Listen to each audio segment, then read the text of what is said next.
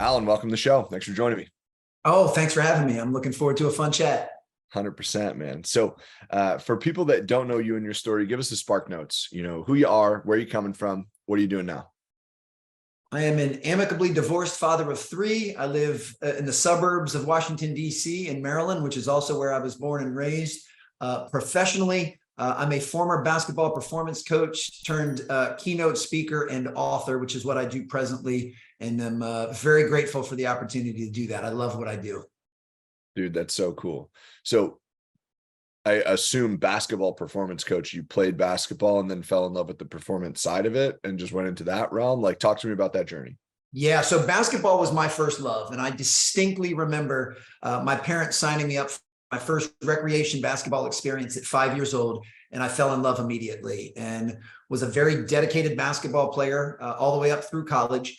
Towards the latter part of high school, when I just played at a public high school here in the outskirts of DC, I started to have an equal attraction to strength and conditioning and trying to improve my vertical jump and getting in great shape. And really took a liking to that while I was in college. And I played it was Elon College at the time. It's now Elon University down in North Carolina.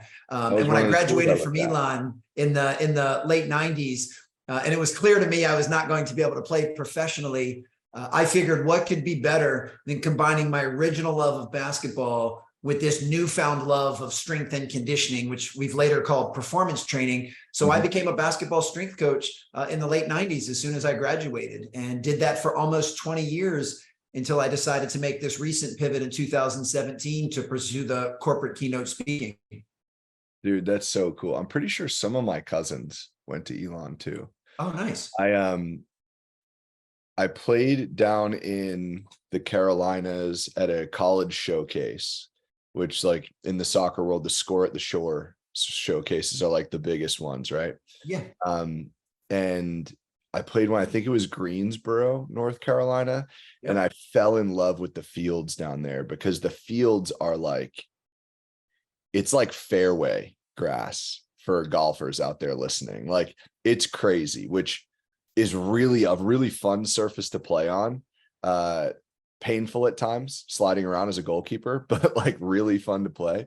So I was looking at Elon and a couple other schools down there, Davidson, and there's some fun schools down there. So you played college, and then in the peak performance side of things, you went into the strength realm. Like, that was the strength and conditioning realm. Yes, which, if you think back to the late 90s, and you know, for any of your listeners that can relate, basketball strength and conditioning was really in its infancy then. You know, when I graduated from Elon, less than a third of NBA teams even had a strength and conditioning consultant at that time. Now, fast forward to present day, where every single NBA organization not only has a strength and conditioning coach, they have an entire performance department that employs 30 to 40 people, from, you know, physical therapists to massage therapists to nutritionists to chefs, the folks that do yoga, Pilates, mindset, you know, obviously an army of strength and conditioning and fitness coaches. It's really amazing how far that industry has come in the last 25 to 30 years, but it was really in its infancy then. And I mean, the only reason I wanted to go in that direction was because of my love for basketball. I mean, it would have been much easier to be a football strength and conditioning coach because those two things have always been intertwined. And there were so many more opportunities to do that, but I simply didn't love football to the degree that I loved basketball. I mean, I have a massive respect and admiration for every athlete of every sport, but I've always believed that in order for me to be the best I'm capable of, I need to align what I'm doing with what I love. And I've stayed true to that my entire career. Yeah, dude, that's so interesting, because now everybody in the NBA is jacked. Like, you look at everybody, you're like, there's no way that dude's natty. Like, he's on something, right? Everybody's jacked. But as you're saying that, I'm like remembering, because I'm like obviously picturing Michael Jordan and like the moment where he was like, shit, I'm tired of getting bullied by the Pistons. And then he hired Tim Grover. So that had to be a similar time frame, no? Like, it was. And I've met Tim Grover a few times, and I don't know that I've ever said this to him personally, but I've said it several times publicly. I mean, I give him full credit for kind of being that avatar that showed me that someone can make a living being a basketball performance coach. And, it's so important for any of us in any walk of life to have someone or something that we can kind of aim for, to aspire to be like. So the fact that he was able to make a living doing that proved to me that I could as well. And I'm forever grateful that he kind of knocked that glass ceiling out of the way. But yeah, you really hit it on the head that Michael Jordan was really the first player of prominence to embrace the weight training. And then not long after, Karl Malone, one of the top scorers in the history of the game, he was always, big time into the weights, and it was very obvious with his physique. And slowly, like dominoes, you started to see more players embrace that. Again, now to present day, King James, LeBron James spends $1.5 million a year out of his own pocket for performance enhancing supplementation in a variety of different capacities. And, so it's really cool to see how far that's come from kind of old school dingy weight rooms and dumbbells to now the best technology on the planet that not only helps just on the actual performance side, but as helps on the recovery side, the regeneration side, increasing sleep and lowering resting heart rate and improving and maximizing nutrition and hydration. It's become this really all-encompassing forum, if you will, where back in my day, you lifted a few weights, you ran a few suicides, you try and, eat enough food to bulk up a little bit. And that was about all of the information that we had at the time. So it's been really fun to watch the progression of the industry. Yeah. Dude, what was it like? I mean, I'll use the term like category creating. Like obviously you're giving Tim a ton of credit here, but you were on that early stage as well. What was it like being part of that category creating movement? And specifically, I'm really curious about the part about chasing your dream when it might not have made sense. Does that make sense, the question? It absolutely does. And, one of the areas that I tried to carve kind of a new niche, Tim was obviously working with Michael Jordan and Charles Barkley and the best NBA players.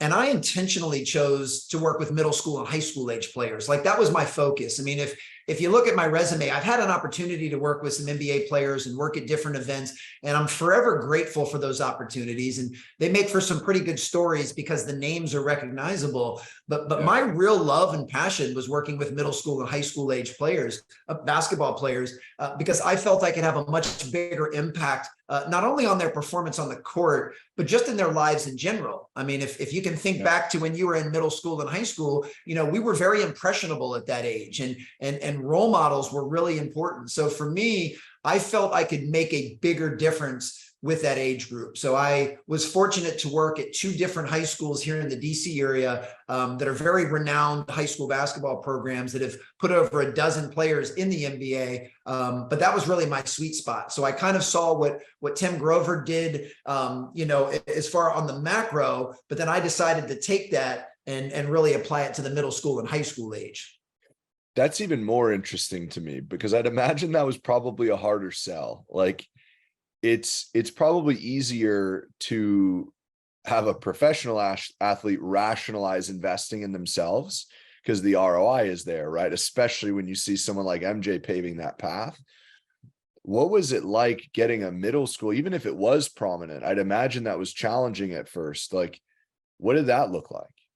Well, honestly, it's what an insightful and brilliant question. There were really 2 paths that I had to convince prior to even worrying about the players, and that was the coaches and the parents of the players. Yeah. And, the sell to both of them was a fairly easy one, which was the number one reason your son or your player needs to do this is to bulletproof their body against injury. It's to keep them healthy. It's to keep them on the court. Let's not even worry about performance enhancement or running faster or jumping higher. Let's make sure they can stay on the court and be healthy. Now, of course, if you're saying that to a mother, I mean, obviously she wants her baby boy to stay healthy. So that's an easy sell. But same thing with the coaches. It's like, you've told me you've got some pretty good talent coming back next year. Well, what if half of that talent has an ankle or a knee injury? You'll be mediocre at best. So we need to keep your players on the court. So for me, that was always the number one priority. An offshoot of that was, well, let's also improve their capacity for work. Let's improve their ability to run and jump and slide and pivot and accelerate and decelerate and be explosive and be in great condition. That's secondary, but still incredibly important. I've always been a believer that with all else equal, the team that's in the best shape will win. The player that's in the best shape will win. Again, I understand the importance of talent. I obviously understand the importance of skill and mindset. But if everything else is equal, the team that is in better condition will prevail. And that made it an easy sell. And then with the players themselves, most basketball players, and I know I was this way in middle school and high school, are just infatuated with jumping higher. My goal for a good 4 or 5 years of my life was to be able to dunk a basketball, even though that really would not add any value to my game on the court. That was like my singular goal, and I would do anything to achieve that. So with the players, if I could say, hey, if you can put on 10 to 12 pounds of muscle and you can jump higher and play the game above the rim, they were all in. So I was very distinct in approaching the coaches, the parents, and the players, but eventually over time got them all to see the light, which was this investment, both monetary and through physicality and the commitment it takes to show up for workouts, will be well worth it, because this is what will lay the foundation for what the rest of your game is built on. Yeah, that makes sense. That makes perfect sense. And I think anybody who's any sort of athletic fan in any, not serious, but even casual capacity, you all have that one season where the team that you had all the soft tissue injuries. The players couldn't stay on the court or the field. I'm a diehard Liverpool fan in the English Premier League, and last season was rough. Everyone was injured. I'm also a diehard New York Giants fan. Had a couple of those seasons in the past couple of years too. That work, that preventative work. I love that you led with that, because that's almost more important. Probably could make a really good argument that it is more important, but any fan can see that for sure. Yeah, and that's why I led with that. And then to take it a step further, because I identified as a basketball player and I walked and talked like basketball players, I also knew their tendencies and their preferences. And I knew that basketball players did not want to train like football players. They weren't interested in the old school blood and guts. Let's see how much we can squat, deadlift, and bench. Let's see how much weight we can. They weren't interested in that, because most of them were on the leaner side, had longer levers, and just weren't good at those movements. So I made sure to make sure my workouts not only were tailored and customized for what a basketball player needed on the court, but were also more fun for the players. Because I knew at a very early age that in order to get the requisite buy-in and believe in, where a player would give you the focus and attitude and effort required to make progress, they had to somewhat enjoy what they were doing. Now, I'm not naive. I know that most basketball players did not want to be in the weight room. They would much rather be on the court, shooting hoops, playing games, and so forth. But if I could convince them that a minimal amount of time doing a handful of things that were very specific to the game, and I could make them somewhat enjoyable, then I could get them to come in consistently, and then we'd start to see results. So for me, that was most important. And sticking true to my belief that it was, trying to reduce the occurrence and severity of injury was most important. I did a lot of barefoot work. I was doing work to strengthen their feet and the mobility in their ankles, doing work to increase the stability of their knees and increase mobility in their hips. I wanted players with strong fingers and forearms, because you need to be able to control the ball. So I didn't worry about any of the superficial exercises that a lot of people got caught up in. It didn't matter to me if a basketball player could bench a lot of weight or not, because it was irrelevant to the game. Why should I spend all of my time focused on a bench press when statistically the area on your body that's most prone to injury are your ankles? So we would spend 10 to 15 minutes doing different calf and ankle exercises and ankle mobility to keep players healthy and on the court. So once they could see that, hey, this stuff is designed for basketball. This is not a football training program. This is not an Olympic lifting program or a bodybuilding program. Then the players really bought in. And like with most things, I get a couple of players come in and they start to make really good progress. and that progress shows on the court, then everybody wanted to train because they could see, what a difference that it would make. So it took a couple of years to really prove the concept. But once it did, business was good, and I had more players than I knew what to do with. That's so cool. So I was a goalkeeper in soccer. I had to make use of my lanky height. Everyone always asked me if I played basketball. I just wasn't that good at it. So I stuck with soccer, hockey, and lacrosse. But in soccer, that's where I went to play in college. I got recruited as a goalkeeper, and I was like 6'5", lanky, right? So all of my training was a lot of like explosion, agility, like maintaining lean muscle mass, because I couldn't get rid of my explosiveness or carry too much weight or any of that stuff. And I remember in college, one of my really good friend's roommates was one of the offensive linemen and on the football team there. And I had him make me a workout program because, oddly enough, like outside of the more ego lifts and like the big three, it was a lot of the same stuff that linemen were doing. It's a lot of agility. It's a lot of, so to speak to your point, like, yeah, I didn't need to train like a running back or a tight end, but I could train like a lineman, which is really counterintuitive because they're the largest humans. But when you look at the stuff they're actually doing, it's like, wow, that directly aligns with what I need to be doing. Right. And the footwork. And it's why you have linemen doing like, what are all those stories? They do like ballet and things like that, because that footwork is so important. The balance is so important. So yeah. Either way, I love that. And no, and well, I was going to say what's so cool is, with the gift of hindsight now, I mean, you can really look at any sport now, team sport or individual sport, and look at the role performance training has played. Like picture, and I don't say this to diminish anyone from the past. If you played in the 60s and 70s and 80s, you did the best you could with what you had. There just weren't a lot of options back then. But I mean, look at LeBron James' body and look at Magic Johnson's body. Look at Tiger Woods' body and look at Jack Nicklaus's body. Look at Serena Williams' body and Steffi Graf. Look at, Patrick Mahomes. Like, you could make any comparison of any sport. I mean, look at Ronaldo or Messi compared to Pele's body. And I'm not talking about skill level. Previous generations were unbelievably skilled. I'm talking about look at their bodies. You've got professional athletes now that are absolutely shredded. There is no body fat. They're in peak condition. They're incredibly strong. They're fast. They're agile. I mean, just look at the typical, as you brought up, offensive lineman. What an offensive lineman looks like today compared to what an offensive lineman looked 30 or 40 years ago. I mean, the guys today are 2 to 3 inches taller, 30 to 40 pounds heavier, and they're faster. I mean, it's like a bigger bus. So it's been really neat to see this bleed over into every single sport. And it'll be even more fun to watch over the next 30 years, because we'll be looking at some specimen in the future and going, wow, look what this person's been up to. So it's from someone that really loves training and performance work, it's been really fun to watch. Yeah, couldn't agree more. It is really interesting. And this is what makes it so hard for any of these like fanatical fans who always want to have these GOAT debates. And it's like, it's really challenging. Like you're comparing apples and oranges in so many different capacities. Yeah.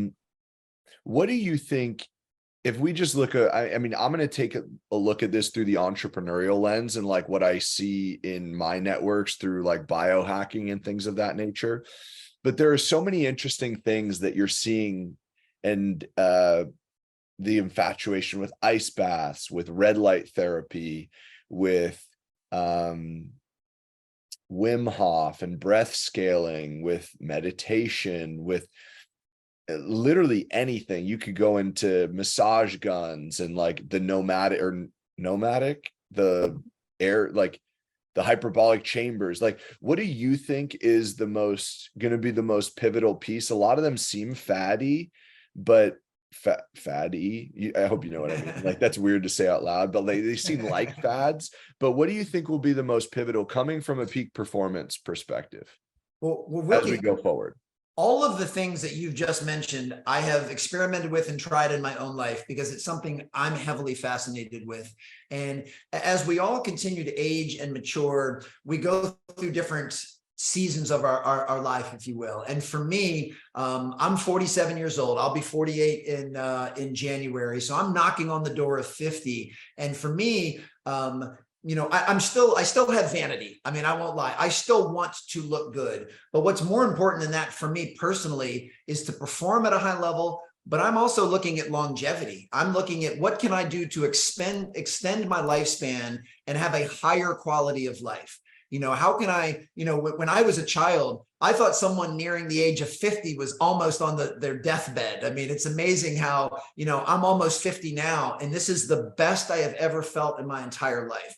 I think at a minimum, I'm at the halftime of my life right now. I don't see any reason why I won't be able to live a very high quality of life, at least to 100. And if they continue making advancements in longevity, there's no reason that I can't even extend that a little bit further. So for me, all of the things you mentioned, I dabble with now to some degree, because I want to see if these things can help me perform at a higher level and help me live a longer, healthier life. And but that's something that really drives me on the personal side. But what it does is it allows me to show up in every area of my life as the best version of myself. So it helps me in business. It helps me in relationships. It helps me as a father. It helps me as a speaker. And I've always believed these things are intertwined.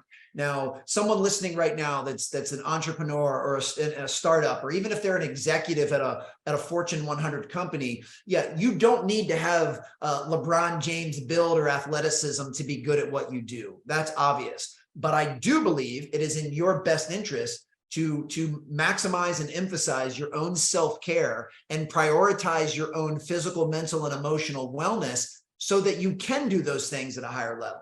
So it's not about, do you have a six-pack or do you have a 40-inch vertical? It's about how much mental acuity do you have and cognitive function, and how's your memory, and do you have the energy to work 12 or 14 hours a day when you're in that startup phase, and that's what your business requires.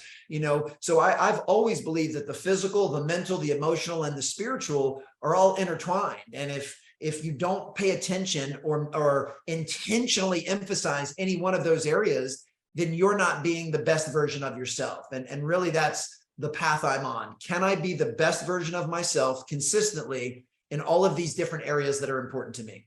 Yeah. And I think that's the holy grail, right? Like, we work with a lot of sales guys. They all want to make more money.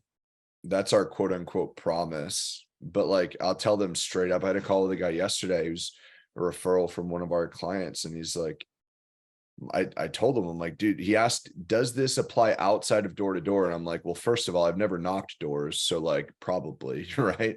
Second of all, it has nothing to do with it, because really high performance, it's all just about becoming that 12 out of 10 version of Mike, 12 out of 10 version of Alan. Like, it's about becoming that dude. It's about becoming that person.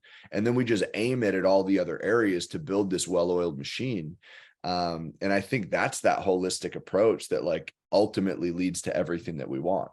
Yeah, well, yes, absolutely. And I'm a huge believer that it's the little things we do that end up creating the big results. I mean, it's the accumulation and it's the consistency. I mean, that's one of the reasons that probably half of the groups that hire me to speak are sales organizations and sales groups. And I love speaking to sales professionals because they understand the athlete mentality. Sales professionals understand the importance of repetition. They understand the importance of having a game plan. They understand the importance of rehearsing and practicing, of role playing. They understand the importance of the unseen hours, and that everything you do behind the scenes that leads to that sales call or to knocking on that door heavily dictates how well it will go when you actually do. So yeah, I love working with sales groups. And that's the thing is, I want them to look at this stuff as merely the foundation. Does getting a solid 8 hours of sleep tonight guarantee you'll make the sale tomorrow? No, of course not.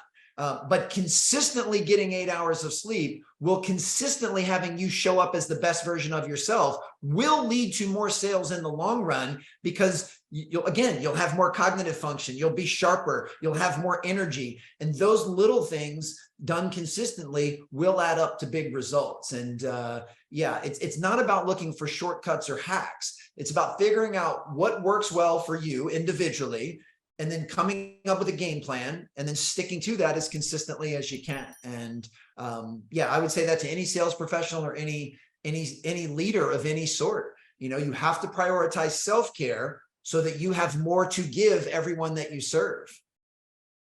100%. How data driven are you?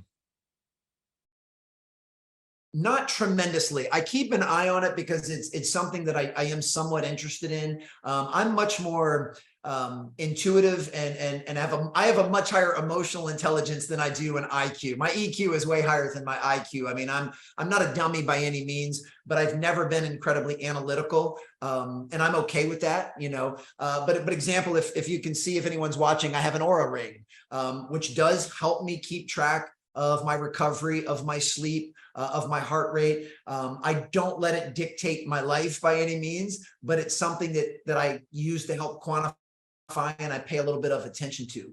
For me, most of what I use to drive the decisions I make is how I'm feeling with it. Now, with that being said, I don't want this to be confused on my decision making. I make decisions based on my core values and my standards. I don't make decisions based on my emotions and my feelings because those things ebb and flow. But when it comes to trying things out, if I say, hey, I'm gonna try athletic greens and I'm gonna drink it every morning for the next 60 days, I'll just subjectively see how I feel. Do I feel like I have more energy? Do I feel like I recover more? Do I feel, fill in the blank? And I can say that with any of the things that I've tried. So I pay attention to the research when someone else does it, like an Andrew Huberman or a David Sinclair or a Peter Attia, guys that I really trust and respect. But I let them do that part. It's what, piques my interest, but then I go on feel on the things that I try. Yeah, that makes sense. I'm really curious about the new transition. So you're moving out of the basketball world, well, kind of, but like out of the peak performance realm, specifically focusing on basketball and more into the keynote side of things. What prompted that shift? I know you said you felt like you were urged to do so. What prompted the shift? How's it going? What's been the most fun around that challenge? Talk to me about it. Sure. So I made that leap in 2017. And to be honest, I started experiencing the initial stages of burnout in the basketball training space. Now, I loved working with players. I loved working with coaches. I loved the game of basketball, but I started to get burnt out on being in the weight room or being on the court most hours of the day, teaching adolescent male basketball players how to run faster and jump higher. Like I wasn't as fascinated or curious by coming up with new workout programs and modalities. And for me, if I'm not curious or fascinated by the work I'm doing, then my passion starts to wane. And I found myself in a few different scenarios, kind of just putting on the cruise control. And I have such a reverence and respect for the game of basketball, for players and coaches, that I knew that that's not a vocation that you can just mail it in. That's if you're going to be a coach or you're going to be a teacher, that needs to be something you are 100% all in with, heart, mind, body, and soul. All of your faculties need to be in alignment. And for me, they were for almost 20 years. But when I found that it started to feel more like a chore and less like joy, I knew it was time to make a switch. And a seed had been planted several years earlier where I'd seen a few different motivational speakers. And I thought to myself, one day I want to do that. And when I started to experience this burnout, the light bulb went off and I said, all right, now's the time to try that. That seed had been planted a few years ago. Let's put some water and sunshine on it and let's see where it goes and if it grows. And I started doing some corporate keynote speaking in 2017 and just felt invigorated. I mean, the first time I got off stage after giving a talk, I felt so alive. I felt exactly like I did when I first started the basketball performance work, 2 decades prior. And then I knew that this was the next path that I needed to be on. And I went all in. And I've been all in on the corporate side, going on 6 years now, since 2017. Certainly had some challenges during the pandemic when most things were then done remotely. But I absolutely love it and wouldn't change it for anything. And I can say with, full humility, if in 5-10 years from now, I'm not loving the speaking, then I'll find something else to do. The single best piece of advice I was ever given, I was very thankful to get this in middle school. I had a middle school coach said, the key to high performance, the key to fulfillment, the key to really maximizing your life is to find something you're really good at, find something you love to do, and then find where those two things intersect. And if you can find something that you have some natural talent and affinity for, and something you're very passionate about, wherever those things intersect, spend as much time in that strength zone as you can, because that gives you the best chance to perform at a high level and really have some fulfillment and satisfaction in what you're doing. And, as you've drawn out in this conversation, for me, that intersection was as a basketball player for the first 20 years of my life. For the next 20 years, it was as a basketball performance coach. And now I'm in year 6 of it being a corporate keynote speaker. But those two ingredients haven't changed. I'm doing something I love to do, and I'm doing something that I'm fairly decent at, which is communicating and articulating my perspective to others. And I'm loving it. And who knows where that point of intersection will be if I do live to 100 or 120. I guess we'll see. Yeah, that's so cool. It's great advice too. And yeah, you're a very, very good communicator. So I understand why you've done so well over the 6 years so far. Was there, when you found yourself in that point of burnout, was there any struggle? I guess people would probably associate it with ego. Like, was there a big ego shift? Or that's not the right word, but did that play a role in making the shift challenging from basketball into corporate? Like, was there inner resistance around it? Well, I'll say is where I was very fortunate was I've been self-employed my entire life. I mean, when I graduated from Elon and I became a basketball performance coach, I didn't work for anybody else. I started my own training company and I kind of did my own thing. That's why, again, my entire life work-wise has been commission-based, which is why I think I get along so well with sales professionals. I mean, it's, you eat what you kill. If I wasn't out shaking the trees, recruiting basketball players to come in and have their parents pay me money to train them, then I wouldn't have any money. I wouldn't be able to pay rent and I wouldn't have a job. So I've always loved the hustle portion of that. So for me, it didn't feel like a huge risk to change. In fact, the way I looked at it was, I'm still going to be doing the same thing. I'm just going to be doing it in a different way and with a different audience. Like, I still most resonate with the moniker performance coach. But instead of being in a gym or in a weight room, performance coaching basketball players on how to run faster and jump higher, I'm now on stages and I'm in boardrooms teaching entrepreneurs and executives how they can lead and have more influence and impact, how they can increase sales, how they can improve their culture and their collaboration. So I'm still performance coaching. I'm just doing it in a different way. So whether I was blissfully naive or not, who knows, but I didn't look at it as this big leap. I didn't look at it, it's not like I had a secure job with salary and benefits, and I was going to leave that and take a running jump off of a cliff to go do something new. It was like, hey, I've been hustling my backside off in the basketball world.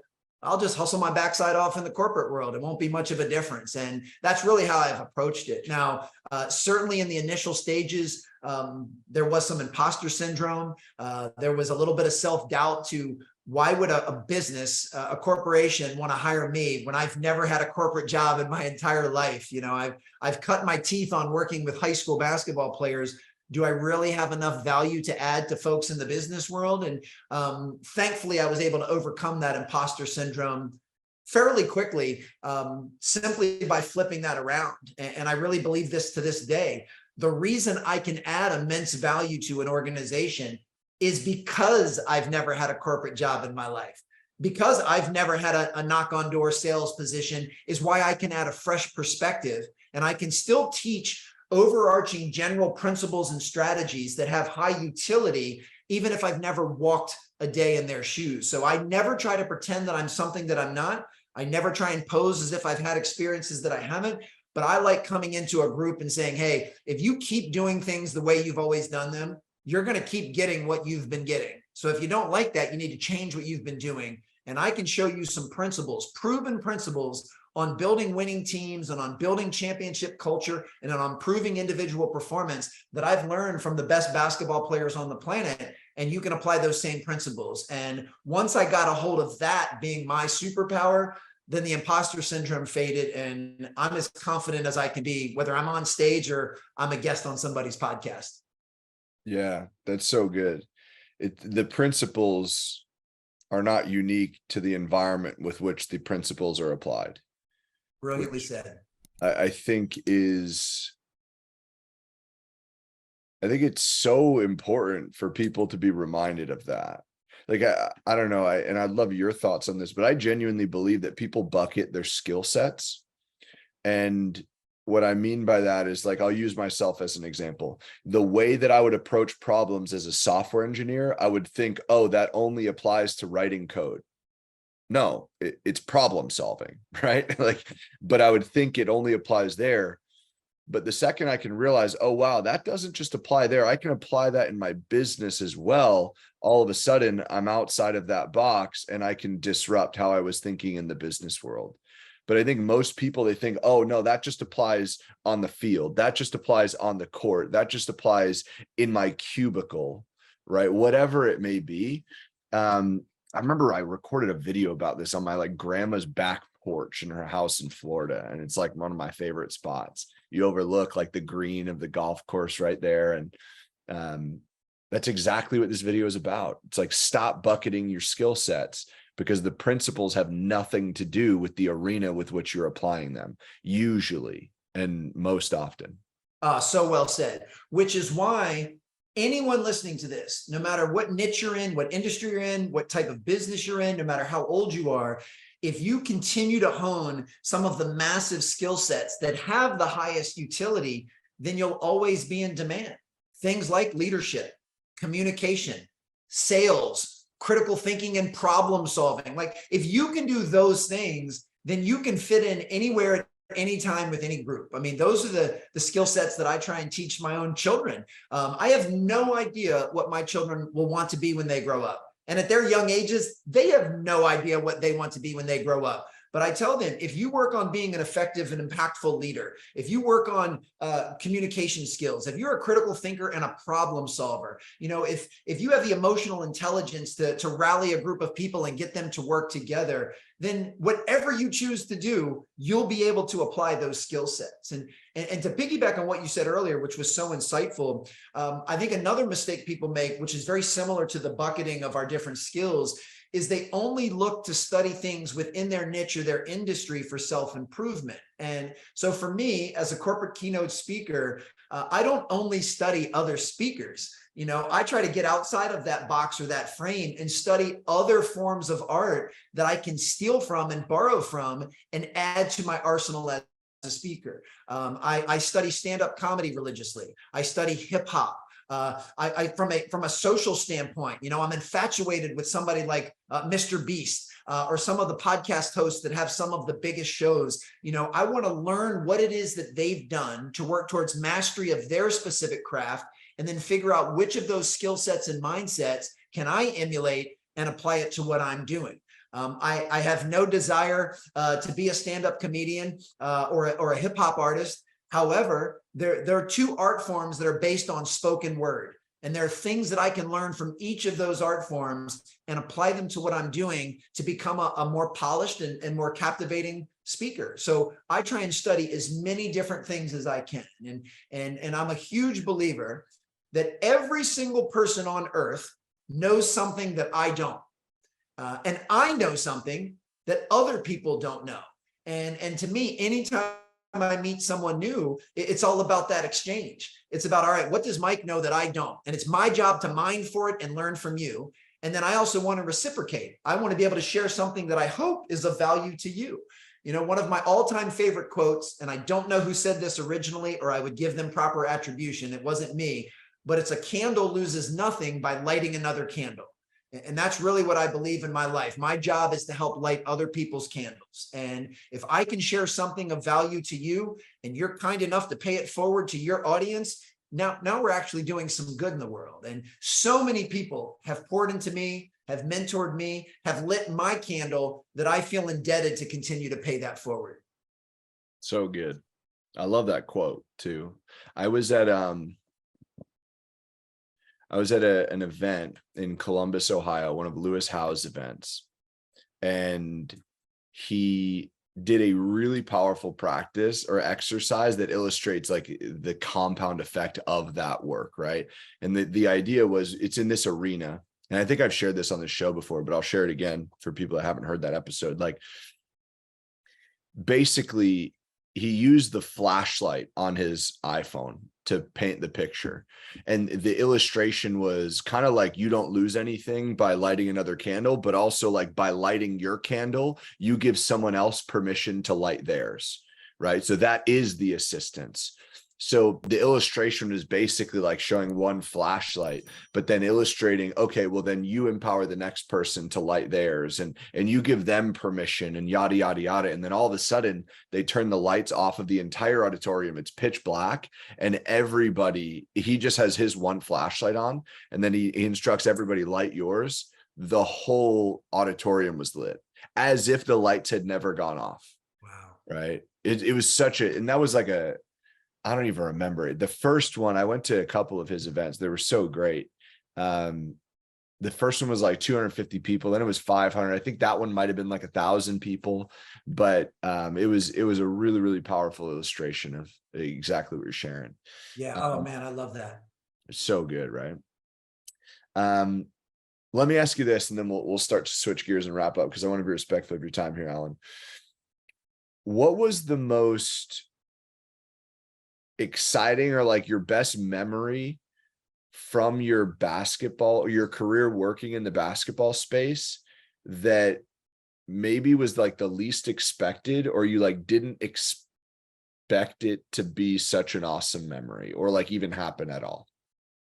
Wow, there have been so many. I mean, I'm so fortunate that, you know, and I understand the role of perspective. I mean, I joke around with folks and say I was a mediocre basketball player, because I ended up being a role player at a very small school in North Carolina, you know, and I say that with humility and a smile, but along the same lines, as you know, as a college athlete, if you even dribble a basketball in a college uniform, that puts you in the upper 1% of anyone that has ever played the game. So on one level, I have the self-deprecating humility to acknowledge I wasn't a very good player at Elon, but I also realize in order to get to Elon, you have to be somewhat decent, relatively speaking. So the reason I say that is I've been able to kind of outkick my coverage that I was a mediocre player at Elon, and yet I've had incredible experiences with Kobe Bryant and LeBron James and Stephen Curry and Kevin Durant, and Steve Nash and Coach K. And I mean, it just blows my mind, the rooms that I've been able to be in, and to be a fly on the wall to learn from some of these titans. And then, as I said, I feel indebted to pay that forward. You know, I recognize the fact that not everyone has had an opportunity to do some of the things that I've been very fortunate enough to do. And I don't want to keep that stuff to myself. I want to share it as liberally as possible. You know, another mindset I have, which is very similar to that candle quote, is a compliment unshared is an act of selfishness. You know, if I have something nice to say to you about this conversation or about your podcast, and I don't say it, well, that's selfish. I mean, you'll never know that I was actually thinking something kind and thoughtful. So I try to dish out as many assists and as many compliments and as many tokens of gratitude as I possibly can, because so many people have afforded me these opportunities. So yeah, I've had just countless experiences that I never in a million years would have thought that I would have. And I'm eternally optimistic. Like, I'm wired that way. No matter how great my life has been for the first 50, there is zero doubt in my mind that the next 50 will be even better. And for that, that's what gets me excited when I wake up in the morning. I believe my best years are still ahead of me. And that says a lot, because I've had some pretty good years. Let's go. Dude, where do you hang out most on social? Website, social media? Where can people find you? Plug away. The easiest hub is alansteinjr.com. If anybody listening, if you're ever looking for an energizing speaker, would love to explore. I'm very active on social media and very responsive. and accessible. I'm on LinkedIn, Instagram, Twitter, and Facebook. I check those once or twice a day just to make sure that I'm staying in touch. So if someone wants to continue this conversation that we've started, or ask a question or share something, just shoot me a DM on Instagram or LinkedIn. I'm great about getting back to folks. And then I've written 2 books. The first was Raise Your Game, which came out in 2019. The follow-up to that is Sustain Your Game, which came out a year ago. Both are easily found on Audible or Amazon, wherever you like to get your books and audiobooks. And yeah, I'm active on social because I like to learn from others. I like to share, and I like to connect. I mean, if we dropped the breadcrumbs, you and I would have never met if it wasn't for Randy. And I met Randy through a digital connection. He's someone I've never met in person. So it's pretty neat to see how we can all be connected. And now who knows, maybe one of your listeners or followers will reach out and I'll have a relationship with them or do some work with them. So we're all somewhat interconnected. And yeah, that to me is just remarkable. Love it. Guys, we'll link all that up in the show notes. Get connected, show some love, all that fun stuff. Alan, the last question I have for you, going all the way back. Coming up, really enjoying basketball, going to Elon, playing, moving into the coaching realm, right? And starting to rally the troops, so to speak, selling the parents on the longevity and the keeping their children healthy, selling the coaches on that same concept, selling the kids on jumping higher, right? And like really starting to build this foundation, this incredible 20-year career over there, making the switch, right? Moving into the corporate speaking and just the growth you've experienced in that just 6 years, 2 great books being written, all this entire window. What's been the biggest lesson that you've learned that has yielded the most results and had the biggest impact on your life and in your business? To get crystal clear on the person that you want to become. And you can use whatever framing or time frame you want. For me, I like to look 20 years ahead. So as I've already said, I'm 47, but I am crystal clear on who I want the 67-year-old Alan to be. Without getting too granular, I know we're running short on time. I want the 67-year-old Alan to be physically, mentally, and emotionally fit.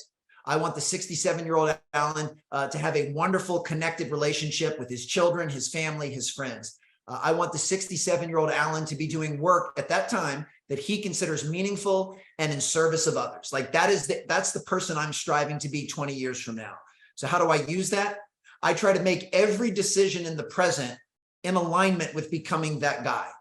From what I choose to eat for lunch to what I watch on Netflix to who I follow on Instagram, I ask myself, is this going to take me closer to being that guy, or is it going to take me further away? And then I don't worry about perfection, which is good because I'm certainly not batting 1,000.